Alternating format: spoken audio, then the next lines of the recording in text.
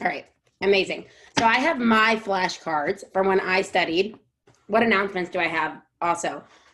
If you are testing in November and you are not signed up for the collective is still open. Let me put my notifications off. It on September 5th, we start the November collective. It will be taught by myself and Casey, AKA the other behavior bitch. So you can hear us shooting the shit during class. We'll be covering everything in the task list, as always, in the least boring way possible. We put out today a taste test of the mock exam we just put out. So that gives you a chance to just see what our mock's like. If you want to also test what you know and use any free resource. Duh. Okay, so enough about that. Let's get on to, ooh, you got the new mock. That's cool. Amazing. Let's get on to seeing these flashcards.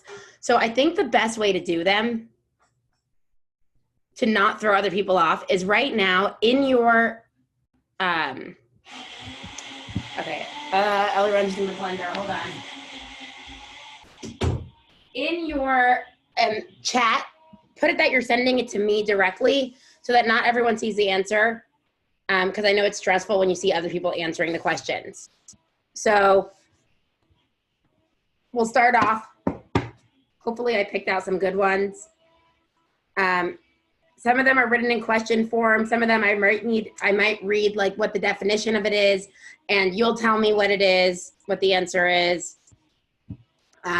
So we're gonna change it up a little. Again, these were the cards I made when I was studying, the things that I had a difficult time remembering. So maybe these could be beneficial to you. Okay, this one says, IOA increases blank that the data is trustworthy and deserving of interpretation. When we have IOA, it shows that we have, oh, wow, I got 3 already. Amazing, and every single one is right. Good. Beautiful. IOA increases the believability. When we have IOA, people agreeing, right? It's showing that we get that same data more than once, which is reliability, which shows repeatability. Okay? So the answer is, when we have IOA, it shows believability. It's like, but think about it. We could actually believe the results we're seeing. Oh, we got it more than once. Amazing. Right? Okay, next question. Which verbal operant is this? And anyone who's been in the collective, think about the antecedent and the consequence to look at what verbal operant it is, okay? Which verbal operant? Saying, write your name, and someone says, write your name, and someone else writes their name. What verbal operant is this? Or it's more, I'm sorry, I should have said that differently. I should have said, I tell Chelsea, write your name, and she writes Chelsea on paper. That's what I should have said. I'm sorry. I see 2 right answers I just got.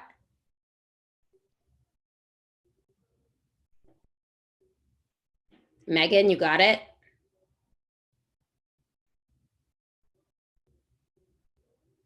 All right, the answer for this one is, if I say to Chelsea, write your name, and she writes on a piece of paper, Chelsea, this would be an intraverbal. Megan, can I call you out and you say why it's an intraverbal? Because you're 100% right. You could talk out loud, so you don't have to pick where you want to go, okay? It was intraverbal. You gave a verbal SD, and then there was a response that was written. Perfect. And there was no. There was no point to point.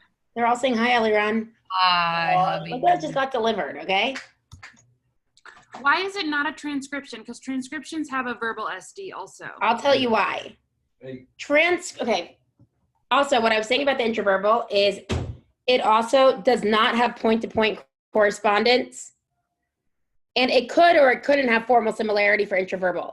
If it was transcription, I would have said, write your name, and you would write on the paper, write your name. Like you would be right. It'd have to have the point-to-point correspondence. Does that make sense? So because it was a verbal or a vocal verbal SD. The vocal part is not what made it. The vocal was irrelevant to it. Okay. The thing is that it didn't match. There wasn't point-to-point correspondence. If I said liat and you wrote down liat, that would be transcription. You are transcribing exactly what it is. But this is different, right? Like I'm saying one thing saying what's your name and the other thing saying liat. Those are different. Does that make sense? Yes, thank you. Don't miss that shit on the test, okay?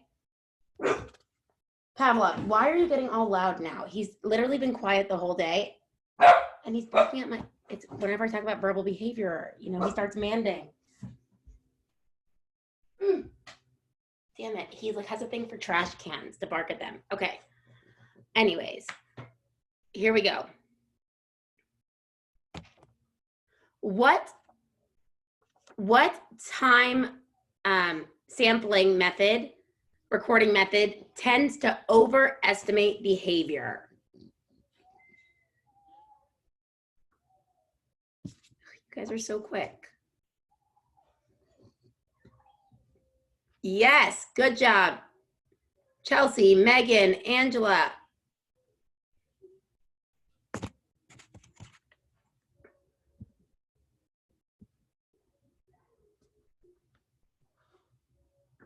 Good. The answer is partial interval.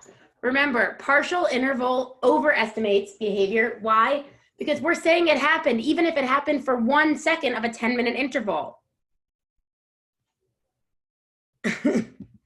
Michaela, I saw you're not wearing pants and had to discipline the dog.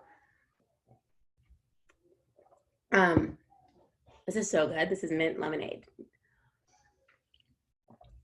Israeli style. Okay, so partial interval overestimates behavior. Remember that, okay? Here's one. Type 1 error is seen most often in blank.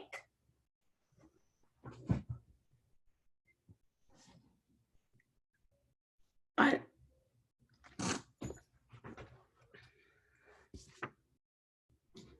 Lindsay. You got it.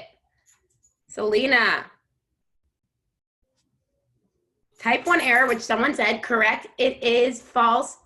It is false positive, right? Type 1 is false positive. Type 2 is false negative. But type 1 error is seen most in statistical analysis. Selena, you got this right. So can you take your microphone off and can you say, where do we see type 2 error most often? Sorry, I was trying to take off my sound. Type 2 would be in behavior analysis, what we do. Visual analysis. Type 2 we see in visual analysis, false negative. Beautiful, amazing. You got it. If you really don't want me calling you out, you could tell me. Oh no, it's fine. I just couldn't find where the unmute button was. You know, just trying to do some direct instruction. Actually, that'd be Coral responding, so don't listen to that, but You got it. trying to see who's listening. All right, next.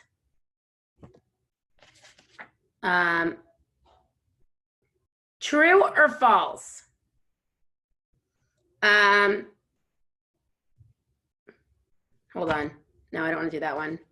Because some of these things, like that cards I had, when I look in hindsight, now that I've been teaching the class for a while and going over these different things, I'm like, okay, that is way too deep. Someone does not need to know things that deep. Okay.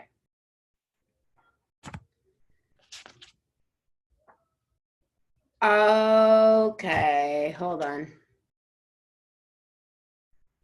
Hold on. Conditioned blank are products of respondent conditioning.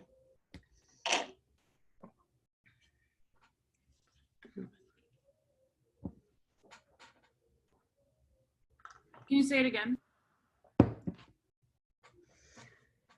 Conditioned blank are products of respondent conditioning.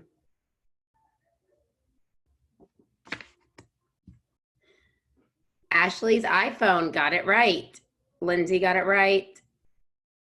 The answer is Reflexes. Conditioned reflexes are products of respondent conditioning. Okay, what does that mean? Think Pavlov's dogs, right?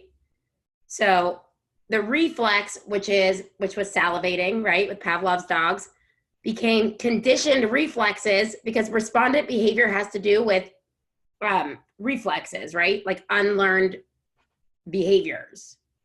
So they become conditioned reflexes. All right.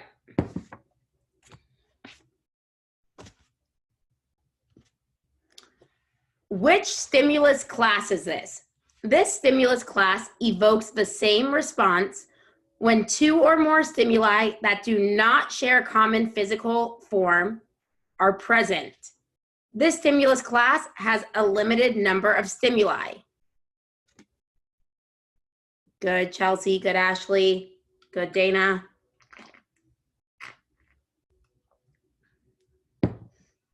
Good, Selena. Good, Jessica. Amazing. Okay, the answer for this one is arbitrary stimulus class. Remember, it's not feature stimulus class because feature stimulus class shares the same features, hence the name. Arbitrary, I never could say the word, arbitrary. Arbitrary? Arbitrary. It's one of those words that's just like, I said it. Okay. Thank you guys for the support. Are when they don't physically share the same features. So it's like they're not all round or they're not all, like there's a limited number of something in a group. So think fruit, right? They don't look the same, but they all fit into a stimulus class of fruit. So grapes look different than a pineapple, that looks different than an apple, but these all fit into one stimulus class. Amazing. Blank is the most strict event recording IOA method. What is it?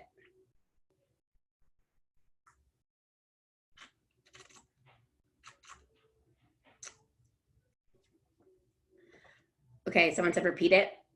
Blank is the most strict event recording IOA method.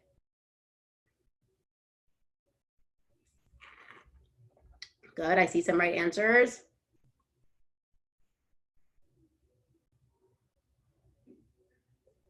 Good. Oh, Nicole, you made it on. Great. The answer is exact count is the most strict method.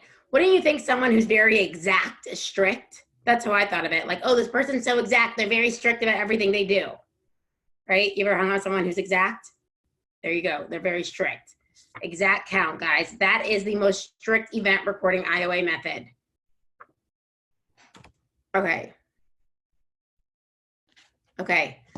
Fill in the blank for both of these. Partial interval recording blank estimates behavior. It is best to use for behavior you want to blank. So partial interval recording blank estimates behavior. It's best to use for behavior you want to blank.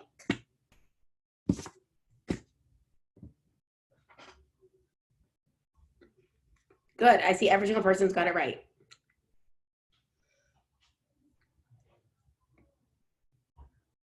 And it's great, you write the full sentence out so you remember it. Okay, partial interval recording overestimates behavior. Remember we said partial interval overestimates. And it's best to use for behaviors you want to decrease. I see every single person got it right. Congrats.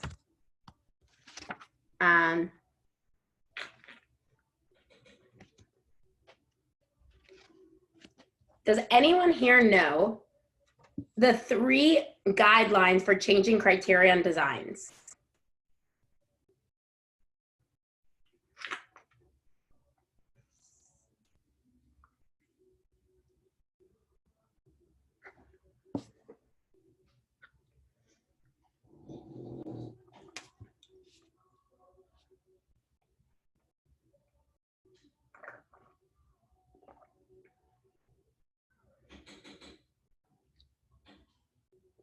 Amazing. Selena, you got it.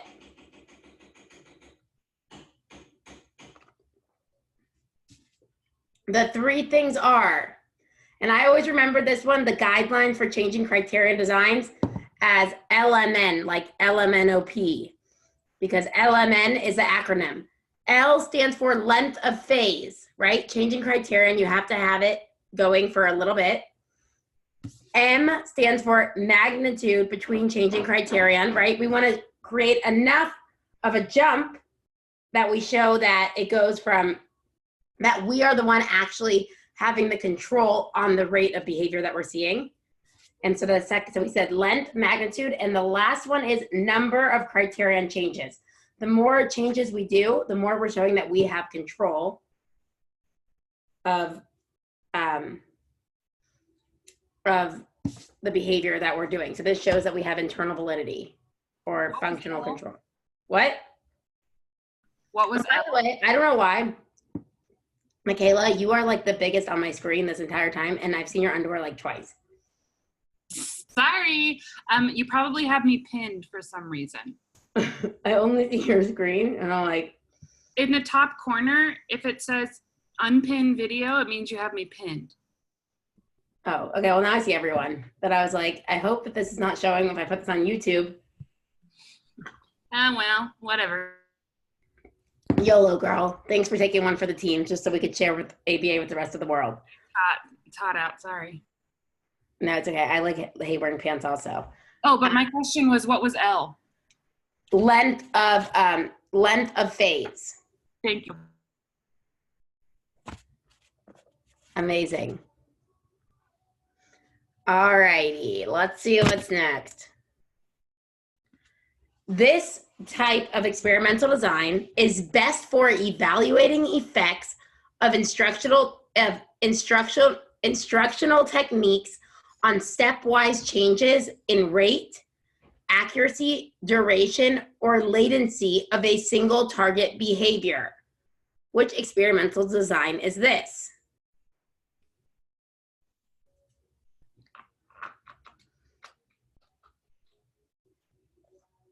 Can you repeat that again? Sure. Blank design is best for evaluating effects of instructional techniques on stepwise changes in rate, accuracy, duration, or latency of a single target behavior.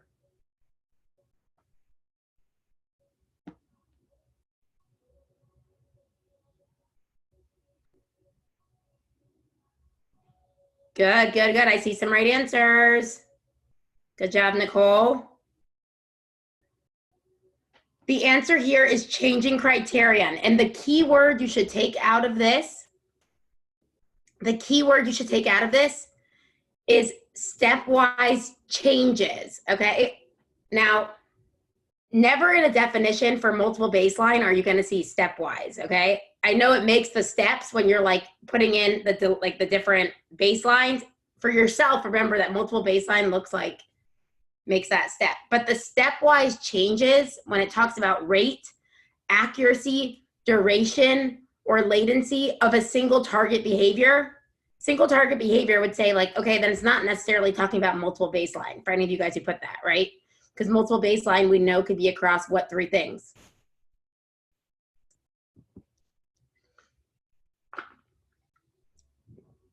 People, settings, and behaviors. Good. So the stepwise changes in rate, accuracy, duration, or latency of a single target behavior is changing criterion. Good. And I see you guys put settings, behavior, subjects for multiple baseline. Good. Okay. Which indicator of trustworthy measurement shows us that we have the same results over and over?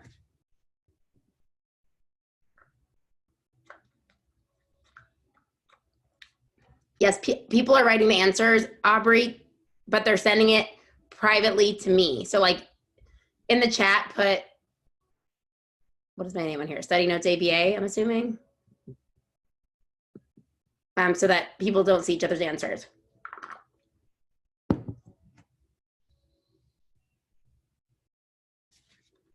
Good. The answer is repeatability.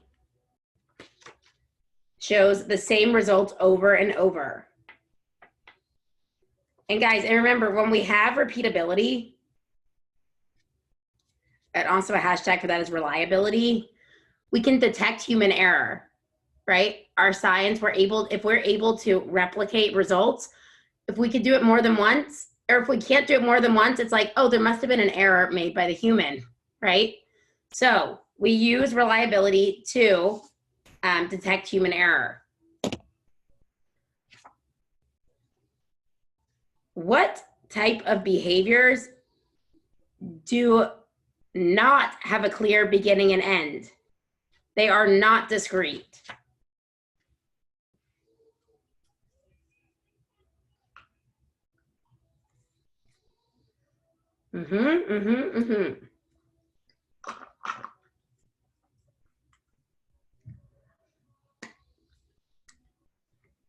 Continuous behaviors do not have a clear beginning and end, right? So continuous behaviors, think like tantruming, something that's like going on and on, does not have, so a continuous behavior does not have a clear beginning or end.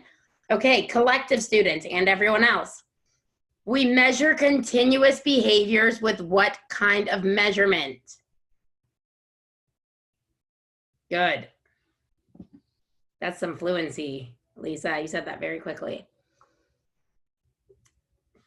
Good. We measure continuous behaviors with discontinuous measurement. Beautiful. Good. And we measure discontinuous behaviors with what type of measurement? Good. Continuous measurement. That's right.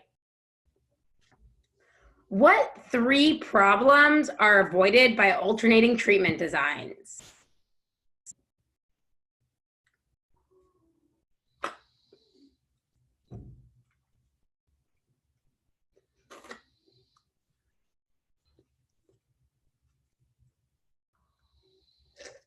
No answers? Oh, Ashley's iPhone is on fire. That's Ashley's iPhone.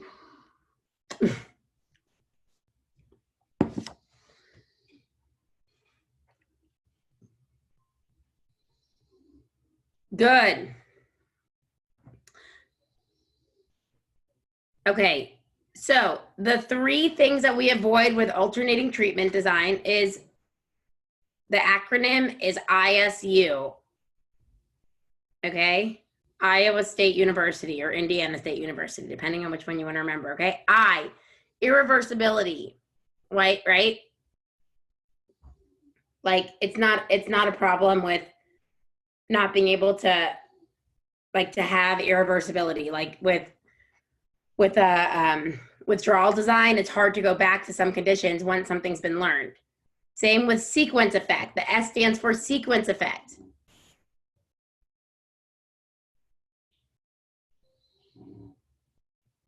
Wait, hold on.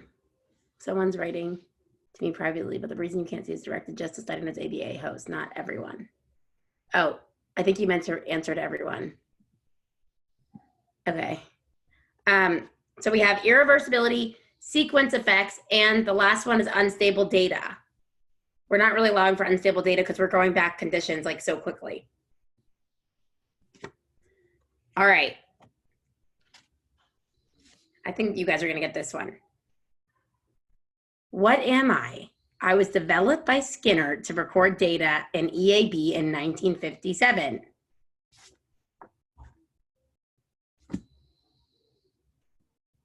Good.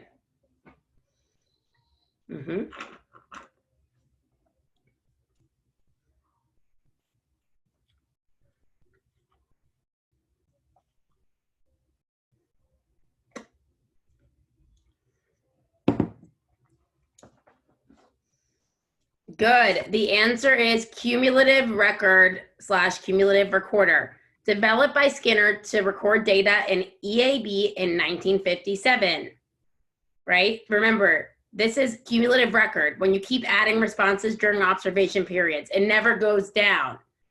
You guys have seen that where like it could only go up, like you're adding targets, total targets mastered. It will never go down, but like if you're not making improvement for some time, it will just be flat.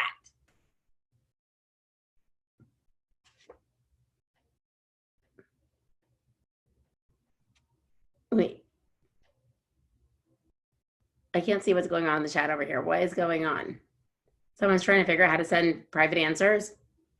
They said the only reason you can't see the answers because it is directed to study notes ABA hosts, not everyone.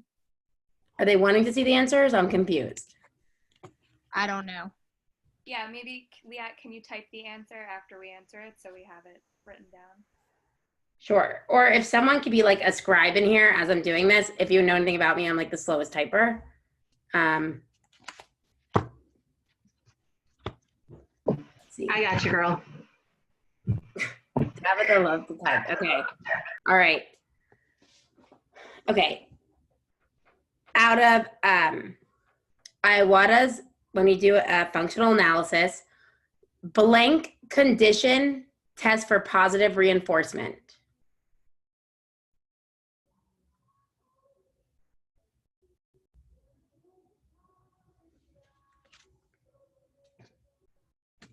Good.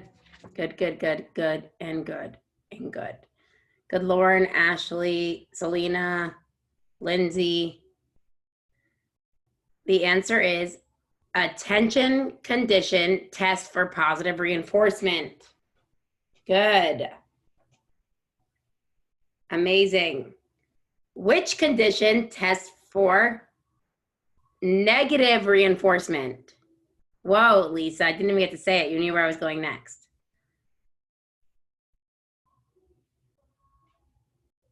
Chelsea, you know this one. Fix your answer.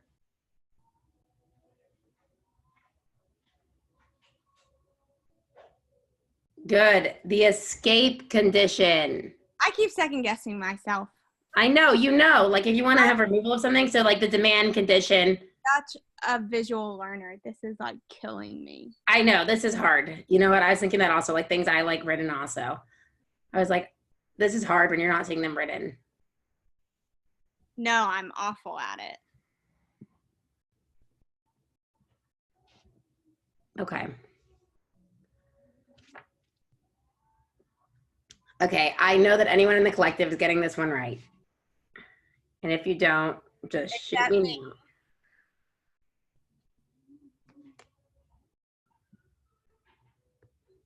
now. Someone asked, wouldn't tangible also be test for positive reinforcement? I asked about negative reinforcement originally. Or no, did I not originally? I thought I did ask about. You asked for positive in the first one. Oh, someone said, wouldn't tangible also test for positive reinforcement? Yes, but according to like the Cooper book, I mean, I have in FAs have to use tangible also, but tangible is actually not one of the conditions according to Iwata's thing. But like in the Cooper book. The tangible when you're looking for the control condition? For the control condition, you use, that is, the control condition is for, like, you just let them play, like, you're not really putting any demands on them, you're letting them do whatever they want to see, like, do they engage in this behavior when there's, like, nothing specific going on. Like, it's an enriched environment, they can play as much as they want. The control condition would not be using, I mean, the toys are there, free access, but it's not like, where am I going with that? But it's not that the tangible would be used in the control condition as like tangible being part of the control. No, the control's like, if nothing's going on, like, and I'm in the room, there's normal toys in there and stuff. It's not like the alone condition where we're checking for automatic function. It's just a regular environment. Okay, 2 types of shaping methods. What are they?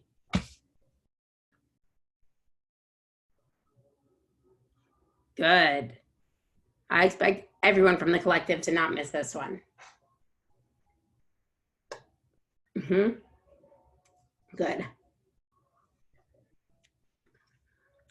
Good.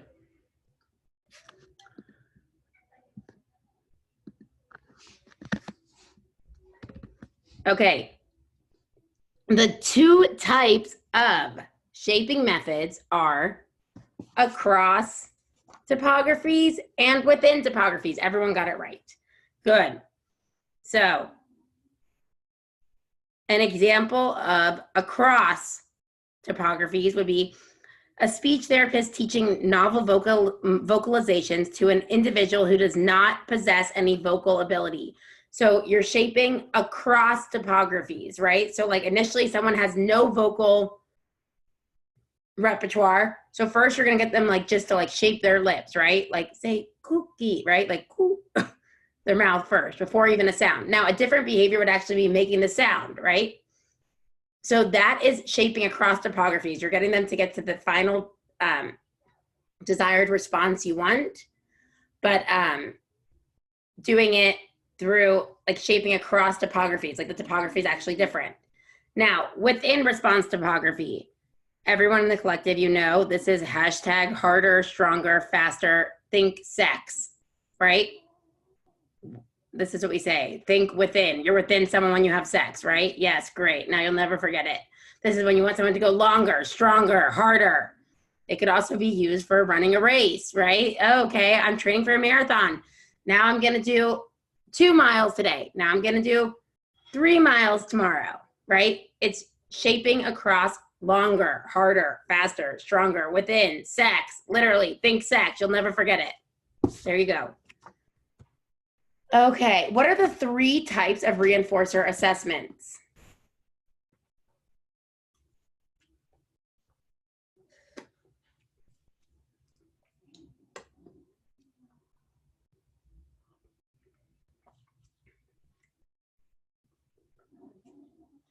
Good.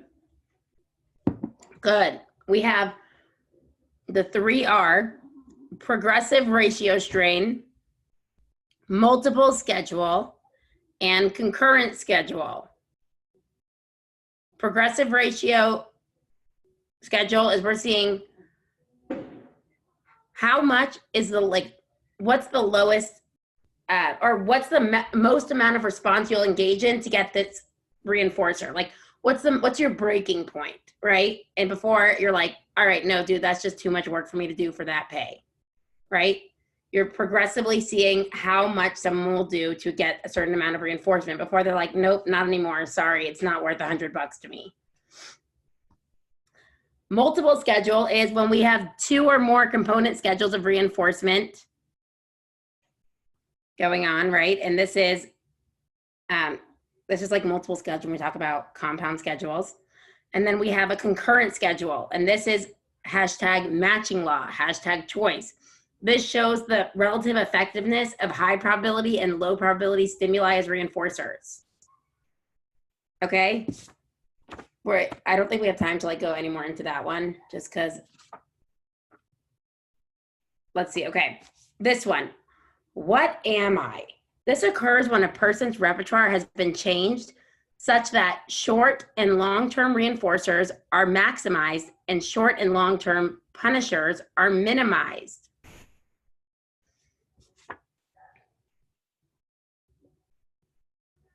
Good. Here, guys, in case you need to see it in writing for anyone visual.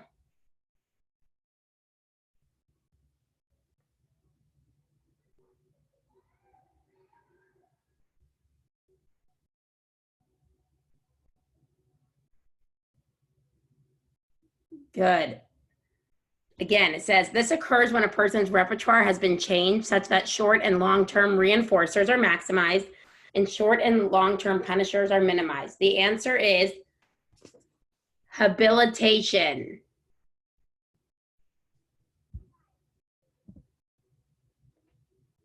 Guys, these are hard.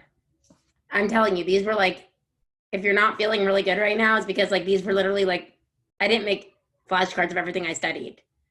No, you're not stupid, whoever's saying that to me, stop. These are because these were the hardest things when I studied, so that's why I'm sharing them with you. This is not a good way to gain behavior momentum. All right, let's choose some easy ones, okay? Get some behavior momentum going on here. Give me 4 methods of obtaining assessment information. I'll give you one. Checklist.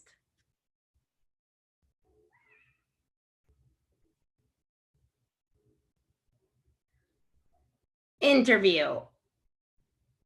Observation. Test. Good. Beautiful. Okay. Now I'm only going to be careful which ones I read.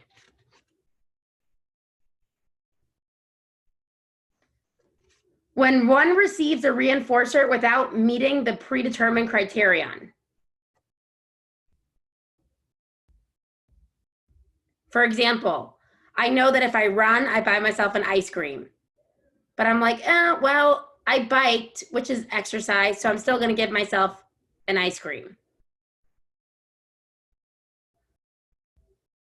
Good. This is bootleg reinforcement, right? You're like not doing the real thing to reinforce yourself. I do that a lot. I'm like, okay, I gotta do these 10 things on the list.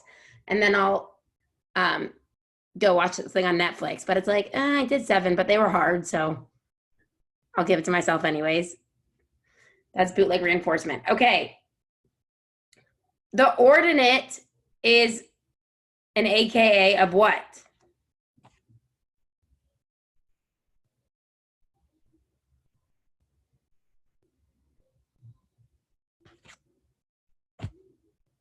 The answer is y-axis or vertical axis. Amazing. Okay, next question. In behavioral interviews, never ask this question. Good. Good. Never ask, why is the behavior occurring? If I'm asking a parent or a teacher, why is the behavior occurring? That is your job. You never ask them why. They're going to be like, I don't know, my kid's an asshole. You're like, no, you're the behavior analyst. You're the one to give the function, okay? So never ask why. You're asking things that are observable, right? Like what happens immediately after this kid moons you, right? Like what do you do immediately after, right? Nothing like, well, why do you think he's doing this? They might give you some hypothetical constructs like, well, you know, I think he's feeling kind of down lately and blah, blah, blah. Okay, so be sure and never ask why.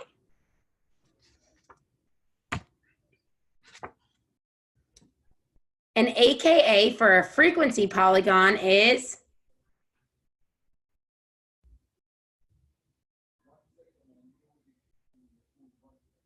good.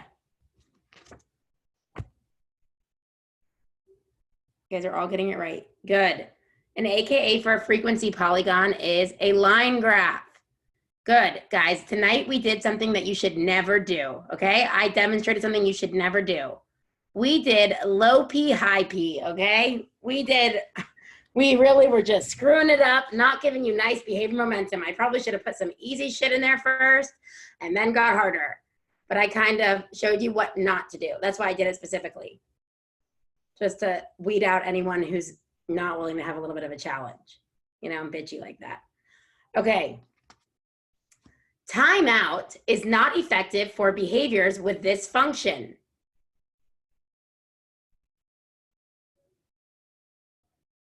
Good. Escape. If someone's behavior is escape maintained, and you're like, I'm sorry, you have to leave the classroom right now. Go sit in the corner. They're like, hell yeah, right? So timeout would not be effective if the behavior is escape maintained. You're actually reinforcing that. Okay, this one I'm just gonna tell you because I have it written on a card here and I don't think you're gonna guess it because there's too many guesses it could be.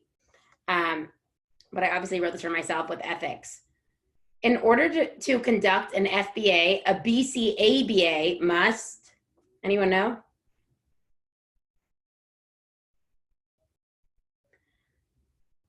It says, talk to a BCBA to conduct an FBA under, talk to a BCBA so they can conduct an FBA under the BCBA supervision. Good, they must be supervised. All right.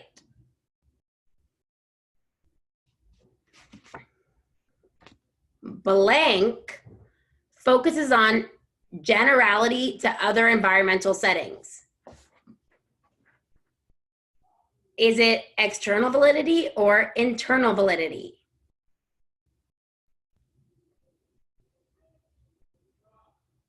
Good. And if you guys are getting any of these things right, you should feel really sexy right now, because the good news is the test will give you 4 choices at least.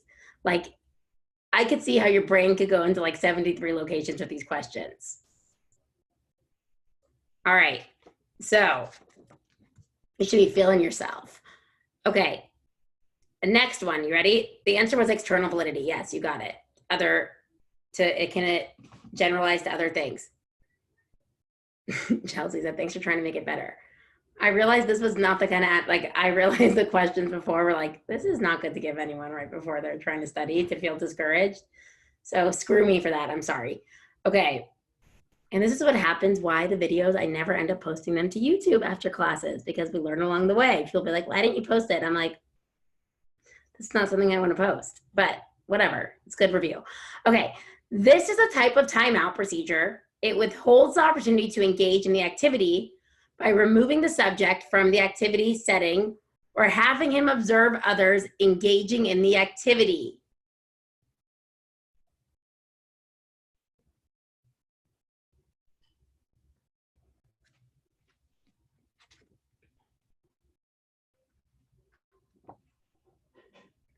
I feel like Selena has like a camera in my room that she's like seeing the answers on the back, because I'm like, I don't even know if I would get these things without A, B, C, D, E. The answer is contingent observation. Oh, Selena's taking the test Wednesday. Please let me know if you pass. At the rate you're going, girl, you're gonna pass this shit. Okay. The answer is contingent observation. Okay, here's one. Who's ready for the next one? Blank requires one behavior and 2 stimuli. The behavior is reinforced in the presence of one stimuli and not in the other.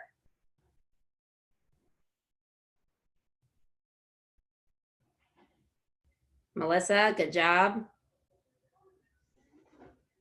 Yeah, sure, I'll repeat it. Blank requires one behavior and 2 stimuli. The behavior is reinforced in the presence of one stimuli and not the other. Mel Bark, you got it. Lindsay, you got it.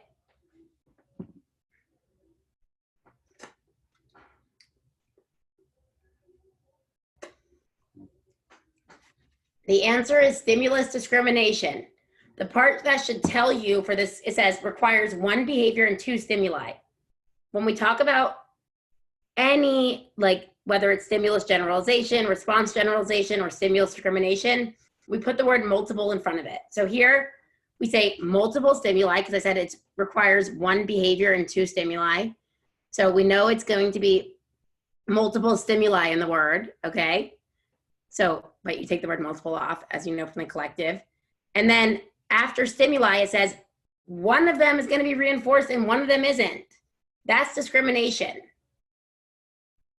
Okay, there you go.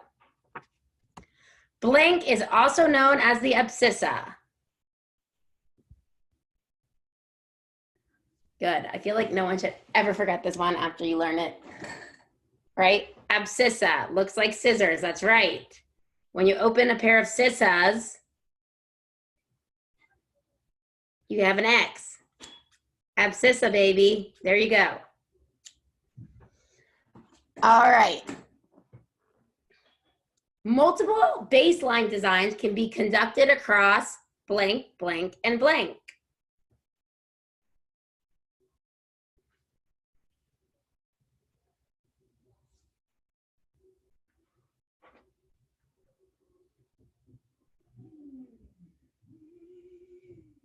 Good, everyone got it right. People, subjects, settings, or behaviors. People is subject, so.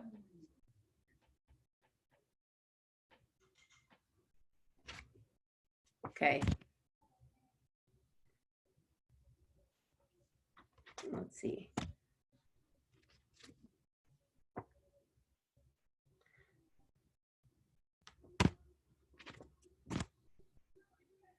In this experimental design, the behavior of interest must be in the subject's repertoire.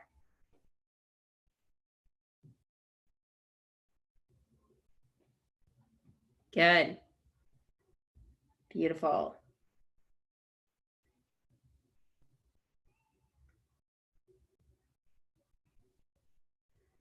The answer is, and the question again was, in this design, the behavior of interest must be in the subject's repertoire. The answer is changing criterion, right? It has to be in the repertoire. So but remember, you're changing some aspect of it, we said. So you're either making them do something at a higher rate. You're making them do it for a longer period of time, make them do more of something like, so maybe I'm doing words read, how many words someone could read in a minute, right? Change the rate. So right now I need you to read 5 words a minute. Now we're going to change to 10 words a minute. So that would be changing criterion. Okay. If behavior increases when it's placed on extinction, it is called blank. Like when it's put on, right? But if it continues even after extinction, it could be blank.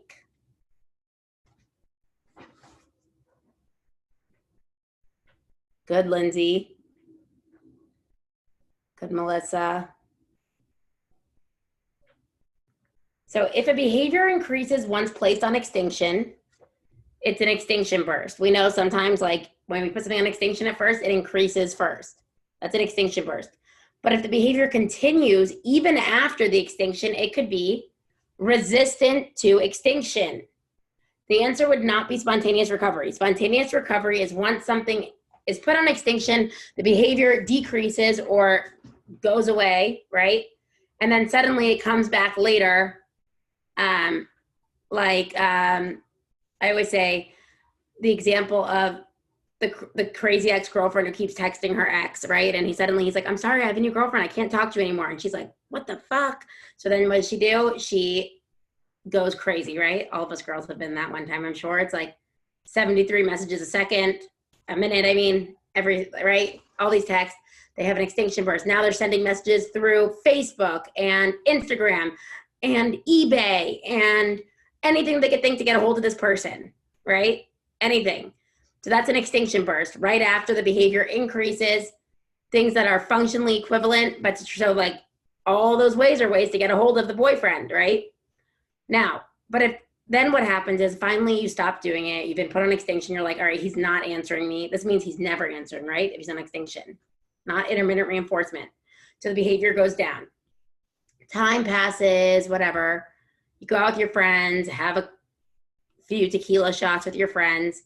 Just get this idea like, maybe it's okay. Maybe like we could be friends. I think it's totally fine. We could be friends. Sure, it's fine, right? Like, but then you're like, you're just drunk and you think you could be friends. You know, you like the guy. Anyway, so what happens? That is a spontaneous recovery. You're just checking in to see if you'll be reinforced again. Just want to see if maybe he wants to talk to me now. That is when you have spontaneous recovery. Now, let's say the boyfriend put me on extinction and I still kept texting that entire time through. Like I never stopped. I tried reaching out to everything. That means that my behavior is resistant to extinction. So there's a difference between those two. If it's spontaneous recovery, it had to have stopped at some point. Can you explain the difference to me between extinction-induced aggression and an extinction burst? Because I took a mock the other day and they had both answers on it, and I thought it was an extinction burst, but the answer was extinction-induced aggression, and I don't understand the difference. What was the question? I don't. Well, what I could tell you is, so extinction burst, it results in like let's say you're putting screaming out loud in class behavior on extinction, right? Like, and you see it's attention maintained. So what will happen is that behavior will put on extinction, like that screaming behavior, right? Attention extinction, because the extinction procedure has to match the function. So like I'm completely ignoring, but now what's gonna happen with an extinction burst is that behavior might happen at a greater magnitude, but also functionally equivalent behavior. So what else can I do for attention? So that could be, now I'm going to start like flashing people and screaming and breaking chairs in the room and hurting other kids because I know I'll get attention. So when it says an extinction burst, it's talking about either that behavior is going to increase first, and you'll often see functionally equivalent behaviors like, oh, I can't get attention for that, but let me see if I do this and I do this. But yeah, I had that question the other day too, and I got the same one wrong if we did the same mock, but it was like the kid was non-compliant, and then he became like, he started throwing chairs and stuff. So I think because the function of that changed, it was induced aggression. Because they didn't say it was something functionally equivalent, like, so, I mean, often I see why you got that one wrong, because like, even I had to think about it for a second when I first said it, and then I was like, okay, well, that would be it doesn't talk anything about like the functional equivalent of it or the increase of that specific behavior, making it an extinction burst, right? This is like just letting you know that he's aggressive, not pertaining to the function of it necessarily. Hopefully that helps. All right.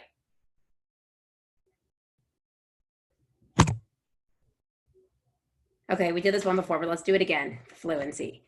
For continuous behaviors, you should use blank measurement procedures.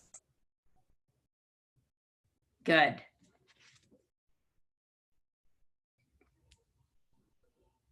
The answer is, for continuous behavior, you should use discontinuous measurement procedures. So funny, I could tell which days like I took my medication, like my handwriting on different days is like, all right, killing it that day.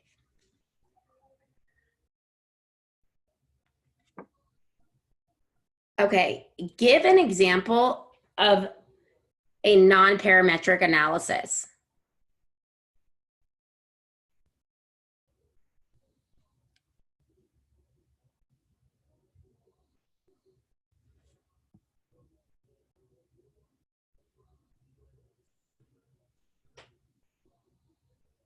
Good.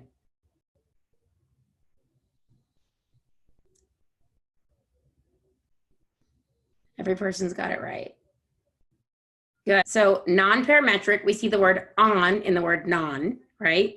So it talks about turning something on and off. So it's like, we're going to see when we're using this intervention and when we're not. So this is Liat when she takes medicine or when she doesn't. Did she take her Adderall that day or did she not, right? Then we have parametric analysis. That would be, parametric is trying different dosages of something. So, and I mean, it could be different dosages of reinforcement. Like I'm going to try to do this on an FR5, an FR10, an FR15, or I'm going to try Adderall today at 10 milligrams. I'm going to try it at 15 milligrams. I'm going to try it at 20 milligrams, right?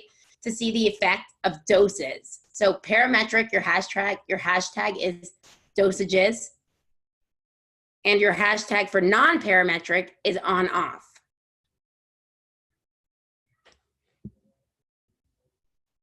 Nice.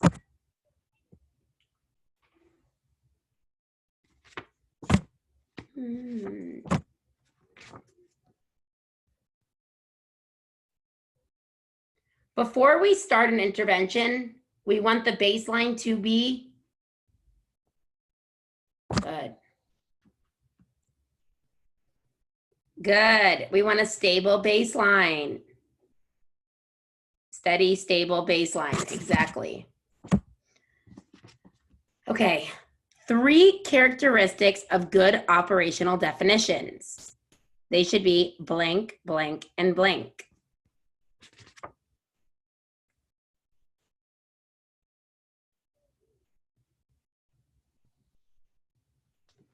Good. They should be cock, okay? Clear, objective, and complete. Remember that. 3 characteristics of good operational definitions.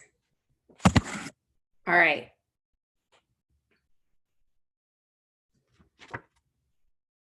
Okay, now we're going to play Jeopardy, okay? I'm going to read the answer and you're going to put it into question form. This looks at the effects of each part of the analysis. You can determine which parts of a treatment package are effective.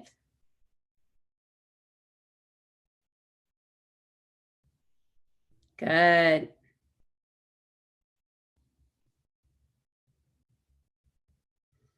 Awesome. The answer is, what is a component analysis? What is a component analysis? This looks at the effects of each part of an analysis, right? We have a treatment package that includes DRA and we're using a DRA, we're using FR5 and a token board, right? I want to see which of this whole treatment package is actually having the effect. So I'm going to first see, okay, now I'm going to isolate the token board. Let's do this just with the token board. Is this what's helping the behavior or not, right? Okay, now I'm going to do it just with the FR5 reinforcement schedule. Okay, so you're breaking up a treatment package into components. Okay. This schedule of reinforcement requires a response for both an interval schedule and a ratio schedule of reinforcement.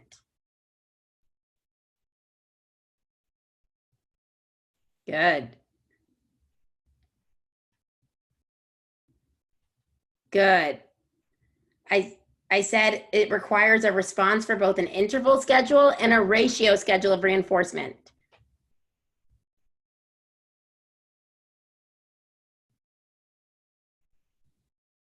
This is a compound schedule, and the hashtag is this and this.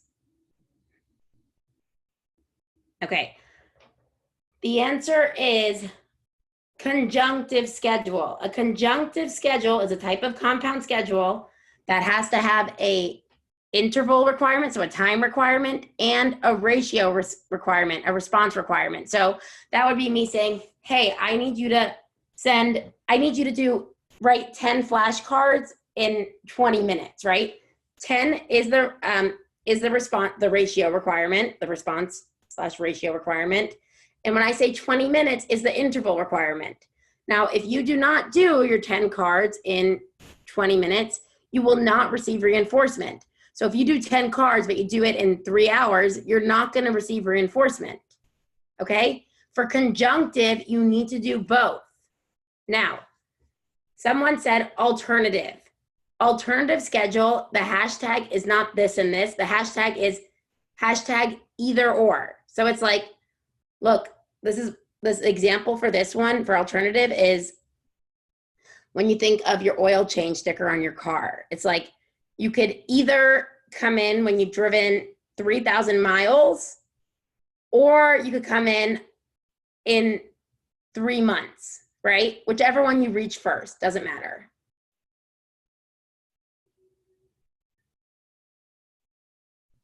Someone's in this meeting while at Disney. Oh my gosh.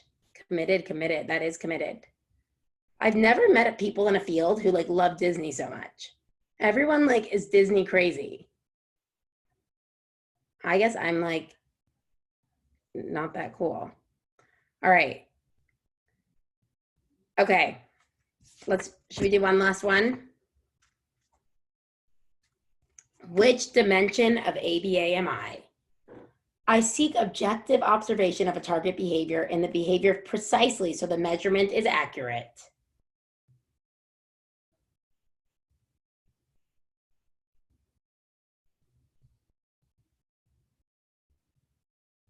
Will you repeat it one more time? Sure. Which dimension of ABA is this? I seek objective observations of a target behavior and the behavior precisely so the measurement is accurate.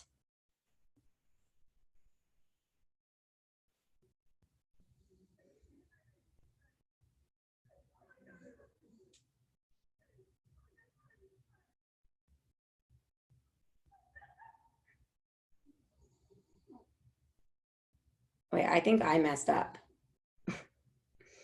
I think I meant to say which attitude of science. I messed up there. That wasn't on my question, but I was like, if I just read this in general, they're going to mess up. So this was totally my fault. You guys did say empiricism. You're totally right. It was me, because the question, I was like, this is going to sound too broad if I just say seek subjective observations.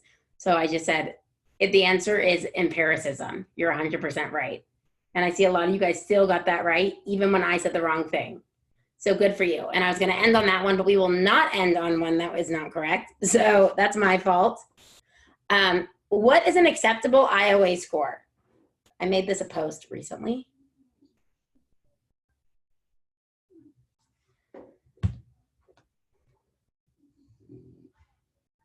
Good.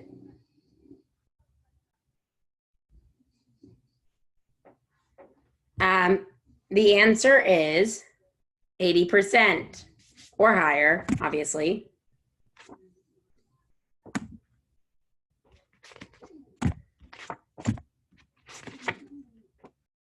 Okay, this is the last one. Seriously, let's see. This is a new behavior opens a new environment for an individual, and it lets him or her encounter new contingencies. For example, being able to read signs, etc.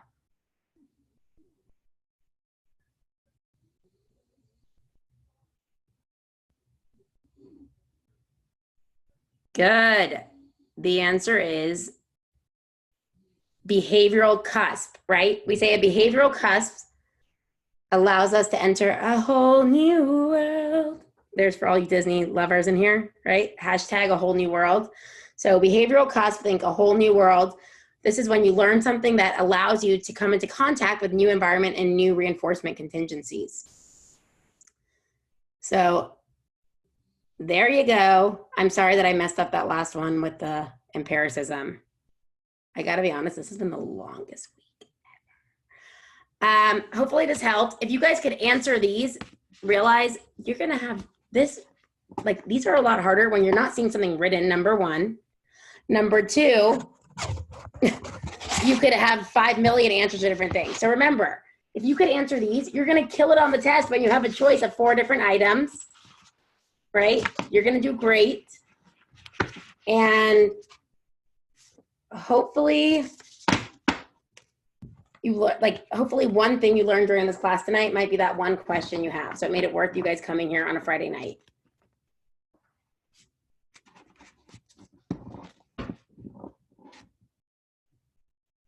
Oh, you love the free mock? Good, I'm so happy. Yeah, I did that so people could see like what they're, you know, I like to try before I buy something. Where do you get the free one? You actually send an email to contact@studynotesaba.com. We tried putting it on the website that you could like just get it off there, but it didn't work. Contact@studynotesaba.com, and we will send you the link for the mock. But did you see how we put, and you guys could put yourself off silent now if you want, you could talk. Did you guys see how we put the, let me pause this recording.